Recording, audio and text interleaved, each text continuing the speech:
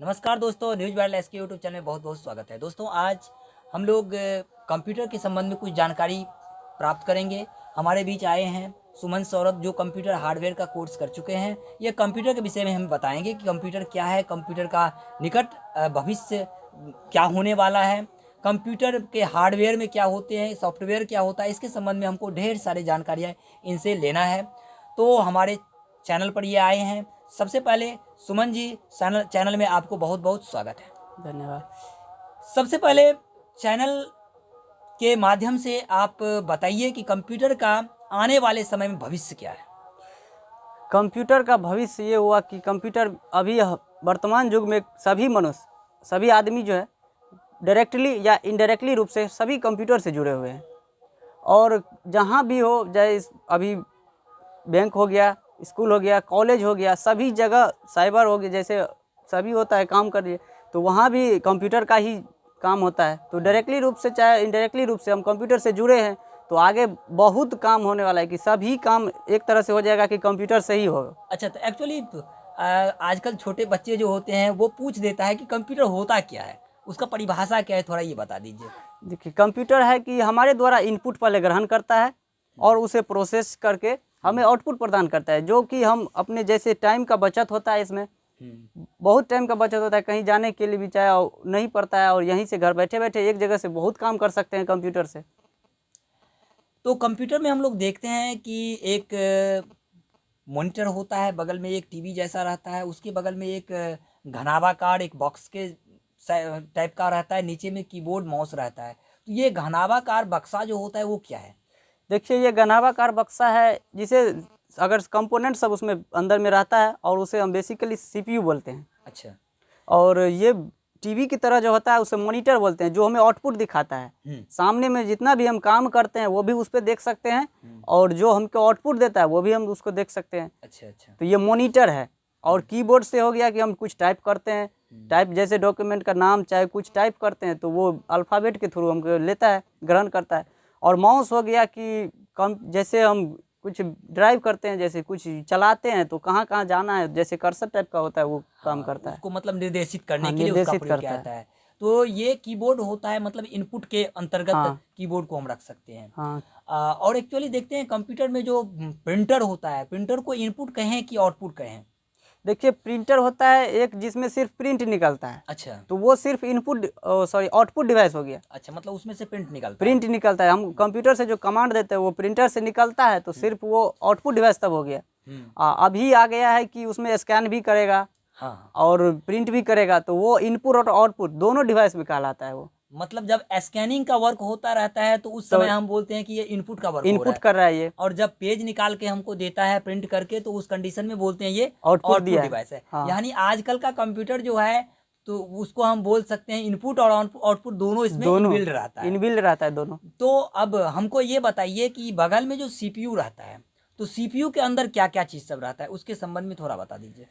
CPU के अंतर्गत अंदर में जो रहता है मेन रहता है मदरबोर्ड। अच्छा। जिस पे सभी कंपोनेंट डायरेक्टली या इनडायरेक्टली रूप से भी जुड़े रहते हैं। अच्छा। जैसे अलग से अगर हम पेन ड्राइव चाहे कुछ लगाते हैं तो वो भी जाके मदरबोर्ड से ही अटैच होता है। अंदर में हार्ड डिस्क जो कि मेन इसका स्टोरेज डिवाइस है, अच्छा, वो भी मदरबोर्ड से ही जुड़े रहते हैं। और जैसे सीडी डीवीडी ड्राइव जो लगाते हैं, जिसमें सीडी लगाते हैं, वो भी मदरबोर्ड से ही जुड़े रहते हैं। मॉनिटर है, कीबोर्ड है, माउस है, सभी मदरबोर्ड पे जुड़े रहते हैं। अच्छा। और कंप्यूटर की जो सीपीयू होता है उसमें हम देखते हैं एक छोटा डब्बा टाइप का आता है जिसमें हम बिजली को जोड़ते हैं। वो क्या डब्बा तो है? वो एसएमपीएस बोला जाता है उसको। अच्छा, स्विच मोड पावर सप्लाई है वो। अच्छा, switch mode power supply supply. वो क्या करता है? वो करता है क्या, जो हम जो देते हैं, जैसे डीसी पे काम करते हैं तो डीसी तो 12 वोल्ट का हम लोग बैटरी यूज करते हैं। उसमें अगर कनेक्ट करते हैं तो 12 वोल्ट से तो डायरेक्ट लगाएंगे तो मदरबोर्ड उड़ जाएगा, शॉर्ट कर जाएगा। तो एसएमपीएस उसका कार्य करता है, सभी वोल्टेज को है वो डिस्ट्रीब्यूट करता है। 2 वोल्ट, 3 वोल्ट, 5 वोल्ट, 7 वोल्ट, ऐसे करके सभी कंपोनेंट पे अलग अलग पावर सप्लाई करता है। अच्छा, मतलब कंप्यूटर के अंतर्गत सीपीयू के अंतर्गत जितना भी कंपोनेंट है सबके लिए अलग पावर का मतलब क्षमता है। हाँ, अलग कुछ पावर 2 वोल्ट पर लेता है, कुछ 3 पर लेता है। तो एसएमपीएस क्या करता है, सबको पावर को बांट करके दे देता है ताकि हमारा मदरबोर्ड सुरक्षित रहे। अच्छा अच्छा। और उसमें एक प्रोसेसर होता है, ये प्रोसेसर क्या है? प्रोसेसर प्रोसेसर छोटा रहता है, और मेन ही है हो गया कि मदरबोर्ड और कंप्यूटर का जितना भी है उसका ब्रेन वही होता है प्रोसेसर। अच्छा। जितना स्पीड का प्रोसेसर रहेगा उतना अच्छा कंप्यूटर का काम का होगा, जो इतना फास्ट में काम करेगा। और रैम होता है, रैम होता है वही जिसके, अगर रैम नहीं लगाएंगे तो डिस्प्ले मॉनिटर जो होता है उस पर हमको इनपुट या आउटपुट नहीं दिखाई देगा। वही रैम होता है जिसके थ्रू हमको मॉनिटर दिखाई देता है। अच्छा, तो ये रैंडमली काम करता है, हाँ। रैंडम एक्सेस मेमोरी हाँ, जिसको रैम का बोलते फुल हैं। फॉर्म है रैंडम एक्सेस मेमोरी। हाँ, और एक दूसरा होता है रोम, हाँ, रोम। ROM, ये क्या है?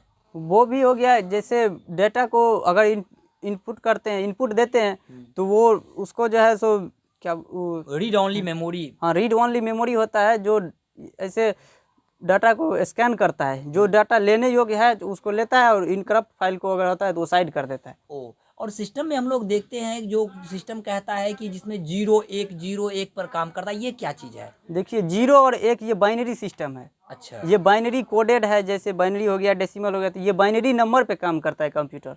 अच्छा, मतलब 0 1 को ही समझता है। हाँ, 0 और 1, जब देखिए कंप्यूटर हम इनपुट डालते हैं तो वो 0 और 3 वोल्ट के अंदर ही काम करता है। अच्छा। 0 से नीचा, और या चाहे 0 और 3, 0 से नीचे अगर -3 वोल्ट के बीच में रहेगा तब 0 सपोर्ट करेगा, मतलब 0 कमांड मिल रहा है। अच्छा। अगर 0 से ऊपर 3 तक जाएगा, या ऐसे होता है उसमें कमांड दिया हुआ है, फिक्स किया हुआ है, वहाँ तक जाएगा तो और 1 के रूप में कमांड लेगा वो। ओ, तो और सिस्टम जो होता है उसके संबंध में और एक बात, तो एक क्वेश्चन हमारे दिमाग में आ गया कि मतलब सिस्टम जब हम तैयार करते हैं, जब हमारा सिस्टम बन के तैयार हो जाता है, असेंबल होकर के तैयार हो जाता है, तो सबसे पहला काम क्या करना होता है उसमें? कंप्यूटर असेंबल होने के बाद सबसे पहला काम होता है उसमें विंडोज चढ़ाना, उसका ऑपरेटिंग सिस्टम सॉफ्टवेयर जो होता है वो चढ़ाना होता है, तभी कंप्यूटर काम करेगा, अन्यथा नहीं करेगा। जैसे कि विंडोज चढ़ाते हैं तो उसमें सॉफ्टवेयर मेन होता है कि हमको एक प्लेटफॉर्म तैयार करता है कि आप इस पे काम कर सकते हैं। अच्छा, तो कुछ विंडोज का एग्जांपल दे दीजिए ताकि सब्सक्राइबर समझ जाए कि विंडोज ऐसा ऐसा होता है। देखिए, सबसे पहले आता था विंडोज XP। अच्छा। उसके बाद आया विस्टा, उसके बाद विंडोज 7, अभी वर्तमान में विंडोज 10 चल रहा है। इससे पहले 8 और 8.1 चला था। अच्छा, तो ये सब विंडोज का ये एग्जांपल है। विंडोज का एग्जाम्पल ठीक है, तो अगर आपको कोई दिक्कत हो विंडोज समझने में तो विंडोज का एग्जांपल हमको बता दिए कि इस प्रकार का होता है विंडोज। अब विंडोज चढ़ाने के बाद क्या होता है, हम अपने सिस्टम में एप्लीकेशन को चलाते हैं। हाँ। लेकिन उससे पहले भी कुछ चलाना पड़ता है जिसको एक नाम दिया गया ड्राइवर। ये ड्राइवर के बारे में थोड़ा बता दीजिए ताकि कोई सब्सक्राइबर ऐसा हो कि उसका मतलब क्या बोलते हैं सीरीज पता नहीं रहेगा कि इसके बाद क्या करते हैं उसके बाद क्या करते हैं, तो वो फिर कंफ्यूज कर जाएगा। तो ड्राइवर के बारे में थोड़ा बता दीजिए। ड्राइवर होता है कि जैसे जो भी कंपोनेंट हम कनेक्ट करते हैं उसको यूज करने के लिए, वर्क करने के लिए एक ड्राइवर होता है। उसको कंपोनेंट वही चेक करता है कि मतलब ड्राइवर वो कंपोनेंट सही है या नहीं है। वो अगर सही है तो उसको डायरेक्टली होगा कि कनेक्ट करने के बाद वो अपने आप खुद से काम करने लगेगा। अगर ड्राइवर नहीं रहेगा तो वो लगाने के बावजूद भी काम नहीं करेगा। अच्छा, तो वो ड्राइवर के लिए कोई पैक आता होगा? हाँ, ड्राइवर पैक सॉल्यूशन अभी DRP, जैसे DRP नाम से आया, 2017 तक आया है, 17 वर्जन। तो वो अभी बहुत 10 GB से एक्स्ट्रा में रहता है, 15 GB ऐसे करके है। तो वही अगर इंस्टॉल एक ही बार कर देंगे तो जितना ड्राइव रहता है वो कंप्यूटर में अंदर में जितना उसको ज़रूरी है वो उसमें से ले लेता है। अच्छा, ड्राइवर अपने आप इंस्टॉल कर देता है। हाँ। और हमारा सिस्टम फिर अपना वर्क करने लगता है। अगला हम जो एप्लीकेशन डालते हैं अपने आप वो आराम से काम करने लगता है। हाँ, एप्लीकेशन अपने आप काम करने लगता है। हाँ, तो दोस्तों ये वीडियो कैसा लगा ज़रूर कमेंट करें, और कंप्यूटर से संबंधित जानकारियों के लिए newsviralsk.com पर मैं कंप्यूटर क्या है इसकी विशेषता इतिहास के नाम से एक पोस्ट क्रिएट किए हैं, जिस पोस्ट को देख सकते हैं। ये लंबा चौड़ा पोस्ट है और कंटेंट वाइज उस पोस्ट को हम क्रिएट किए हैं, और ये पोस्ट डेली अपडेट हो रहा है। आप ज़रूर विजिट करें। ये एक दिन का पोस्ट नहीं है, बिल्कुल किताब जैसा आपको मिलेगा। जो चीज़ आपको पढ़ना है आराम से उस पर क्लिक कीजिए, वो चीज़ आपको मिल जाएगा। और कमेंट बॉक्स में ज़रूर बताइए कि वीडियो कैसा लगा।